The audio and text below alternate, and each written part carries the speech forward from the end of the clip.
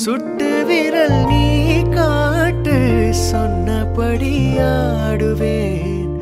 உன்னடிமை நான் என்று கையெழுத்து போடுவேன். உன்னுதிரம் போலே நான் பொன்னுடலில் ஓடுவேன். உன்னுடலில் நான் ஓடி உள்ளங்கையை தேடுவேன்.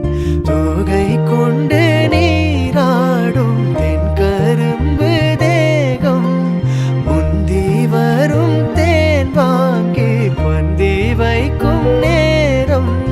அம்புகள் பட்டு நரம்புகள் சுட்டு வம்புகள் என்ன வரம்புகள் விட்டு